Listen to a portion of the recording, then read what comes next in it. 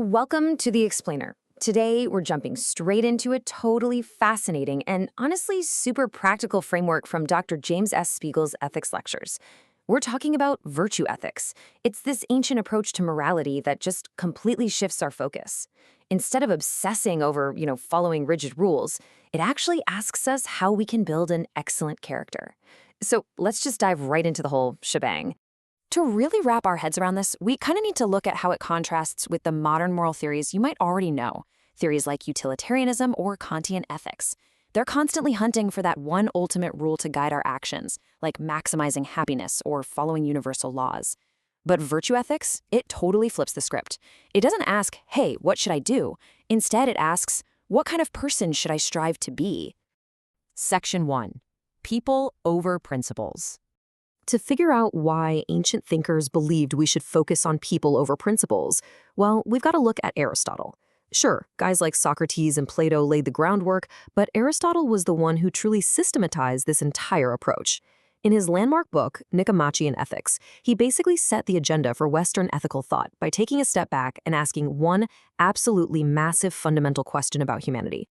Right at the core of all this is the Greek concept of telos. Aristotle argued that you just can't understand what makes a good human without first figuring out our telos, our end, our purpose, or our unique function. Think about it like a knife, right? A knife's function is to cut. Well, Aristotle believed the unique function that separates us humans from animals is our profound capacity for reason. Section 2. The pursuit of eudaimonia. And understanding that unique human function brings us directly to what Aristotle considered the ultimate goal of life. He called this overarching good eudaimonia. Now wait, this isn't happiness in the modern sense. We're not just talking about having warm, fuzzy feelings or a really good Tuesday. It's a way more expansive concept than that. Eudaimonia represents ultimate well-being, an active human flourishing. You achieve it through a highly active, contemplative life where you apply reason to literally everything you do, from building societies to practicing medicine. So to figure out how we actually achieve this flourishing, Aristotle evaluated 3 types of lives that people typically chase after. First up, there's the life of enjoyment, which is pretty much always tied to acquiring wealth. Second, you have the life of the statesman, which is driven by this desire for honor and reputation. And third, the contemplative life, focused entirely on the pursuit of wisdom. Aristotle quickly realized that wealth is really just a means to an end, right? You only want money for the stuff it can buy. And honor? Well, it's way too superficial. It depends entirely on the fickle whims of other people, and they can snatch it away from you at any moment. So that leaves the contemplative pursuit of wisdom as the true path to flourishing. It's valuable in and of itself, and nobody can take it from you. Interestingly enough, Dr. Spiegel notes how closely this mirrors the biblical book of Proverbs, which is constantly urging the pursuit of wisdom above absolutely everything else. Section 3. Finding the golden mean.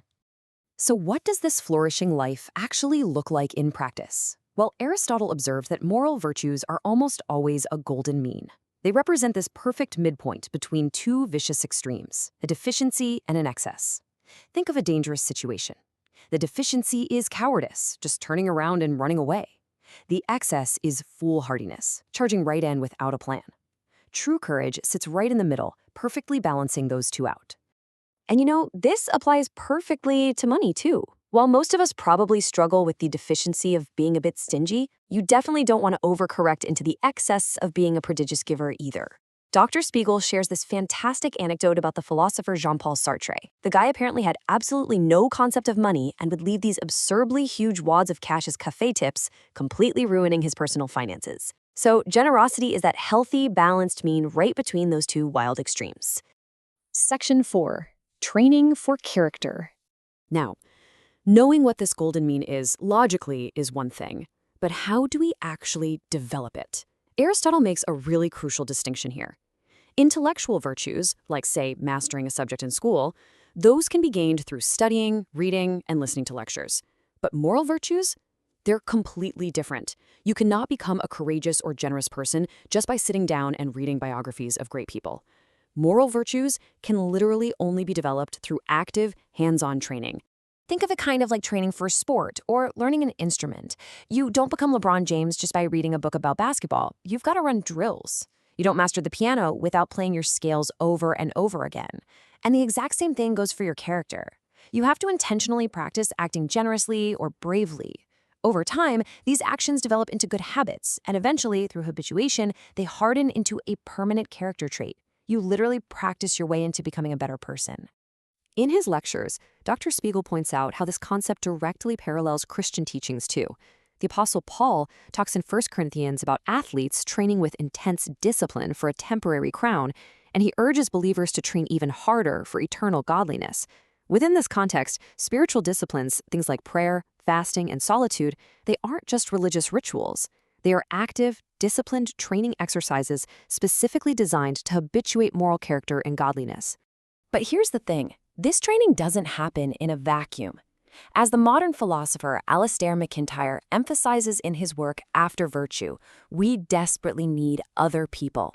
We need moral exemplars, mentors who live out these virtues right in front of us, inspiring us to say, wow, I want to be exactly like them.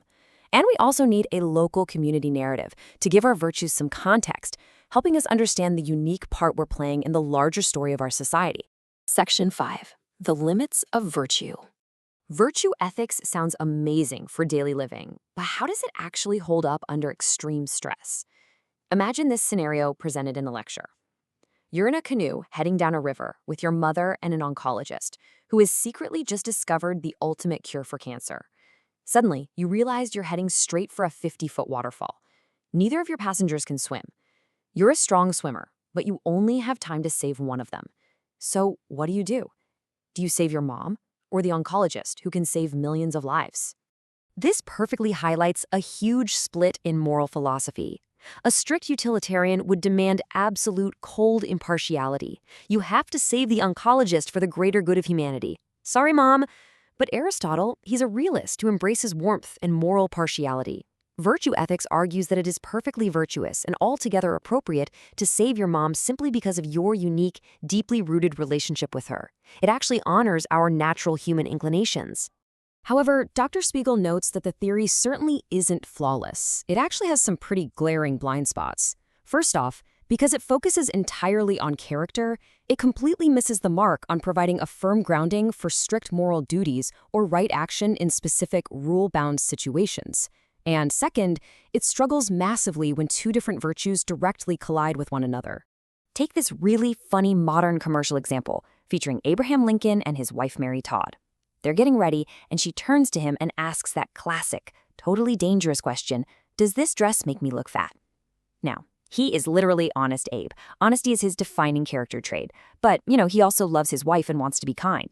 So when honesty directly clashes with kindness, which virtue wins? Virtue ethics gives us absolutely no clear algorithm. There's no mathematical formula for deciding which virtue trumps the other in a complex moral conflict like this one. So Honest Abe is kind of just left sweating it out in total silence. Ultimately, the source concludes that while it brilliantly blueprints how to build a flourishing life through habit and practice, virtue ethics still requires a bit of supplementation. We often need the help of other moral frameworks and considerations to successfully navigate the really complex duties and obligations of our everyday lives. So as we wrap up this explainer, I want to leave you with this provocative thought to ponder today. Are you spending entirely too much energy stressing over the rules of life instead of actively practicing the daily habits that will actually build the character you want? Keep practicing those scales and keep building your blueprint.